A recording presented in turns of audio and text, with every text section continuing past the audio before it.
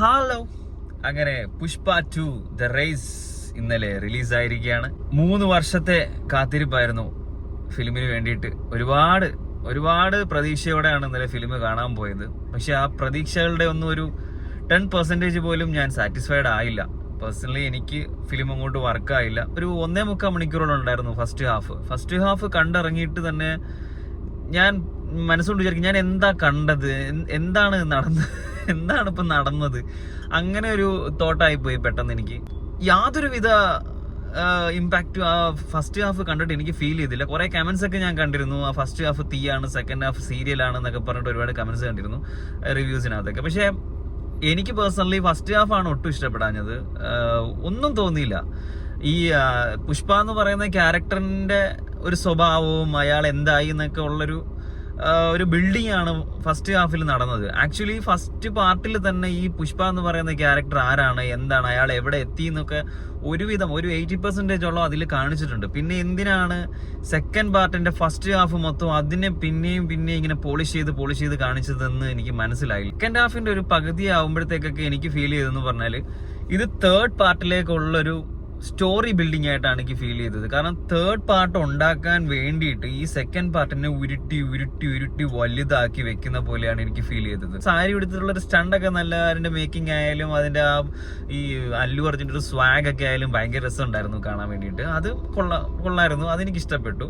പിന്നെ second part കഴിഞ്ഞ് last ക്ലൈമാക്സോട് അടുക്കുമ്പോൾ ഒരു ഫൈറ്റ് ഉണ്ട്, ഈ കയ്യും കാലും കെട്ടിയിട്ടിട്ടുള്ള ഒരു ഫൈറ്റ് ഒക്കെ ഉണ്ട്. പക്ഷെ അത് സത്യം പറഞ്ഞാൽ ഈ ഗ്രാവിറ്റിയും പിന്നെ ലോജിക്കിനെയൊക്കെ എടുത്ത് ഇങ്ങോട്ട് മാറ്റി വെച്ചിട്ട് ഇരുന്ന് കണ്ടാൽ അതിനെ ആസ്വദിക്കാൻ പറ്റും. ഈ കോടികൾ കൊണ്ടു അങ്ങ് കളിക്കുകയാണ്. അത് 5000 കോടി, 500 കോടി, 1000 കോടി ഒക്കെ കൊണ്ടുവന്ന് മിനിസ്റ്ററിനെ വരെ മാറ്റുന്ന ഒരു ലെവലിൽ പടം ഇങ്ങനെ അങ്ങ് എത്തിച്ചിരിക്കുകയാണ്.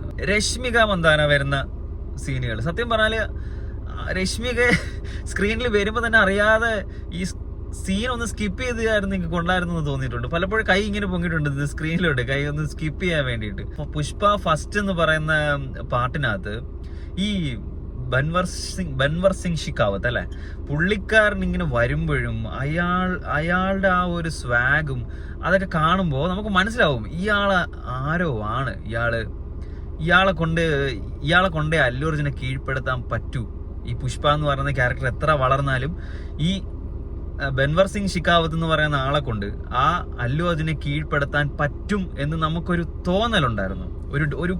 ഒരു ക്യാരക്ടറിന് ഒരു ബിൽഡിങ്, ഒരു ഡെപ്ത് ഉണ്ടായിരുന്നു. അതായത് ഇയാൾ മുമ്പ് എന്തോ ആയിരുന്നു, അല്ലെങ്കിൽ ഇയാൾ വിചാരിച്ച എന്തെങ്കിലും നടക്കും എന്നൊക്കെ ഉള്ളൊരു നിഗൂഢത ഈ ഫഹദ് ഫാസിലിൽ ഉണ്ടായിരുന്നു. അയാളുടെ കണ്ണുകളിൽ ആ ഒരു പകയൊക്കെ ഉണ്ടായിരുന്നു. അതെല്ലാം കൊണ്ടുവന്ന് ചാളവാക്കിയിട്ട് അല്ലു അർജുനെ ഫഹദ് ഫാസിലിനെ വെറും ഒരു കോമാളിയായിട്ട് ചിത്രീകരിച്ചു വെച്ചിട്ടുണ്ട്. മാക്സിമം എത്രത്തോളം ഒരു കോമാളിയാക്കാൻ പറ്റുമോ അതേപോലെ ആ ഒരു ക്യാരക്ടറിനെ കൊണ്ടുവന്നൊരു ഇനി ഈ പുഷ്പ എന്ന് പറഞ്ഞ സിനിമയിൽ ഒരു വില്ലൻ ഇല്ല സത്യം പറഞ്ഞാൽ. ആ വില്ലനെ ഒരു അശുവാക്കി അതിനകത്ത് വെച്ചിട്ടുണ്ട്. അവര് തമ്മിലുള്ള ഒരു കോമ്പിനേഷൻ സീനൊക്കെ സത്യത്തിൽ ഇത് കോമഡി പടമാണ്. ഇത് എനിക്ക് ഫീൽ ചെയ്തത് കോമഡി പടമാണ്. അപ്പോൾ ഫിലിം എനിക്ക് ഒരു ആവറേജ് ഫിലിമായിട്ടാണ് ഫീൽ ചെയ്തത്. അതിന് മുകളിലേക്ക് എനിക്ക് ഒന്നും ഫീൽ ചെയ്തില്ല. ചിലപ്പോൾ തേർഡ് പാർട്ട് നന്നാവട്ടെ എന്ന് പ്രാർത്ഥിക്കുന്നു.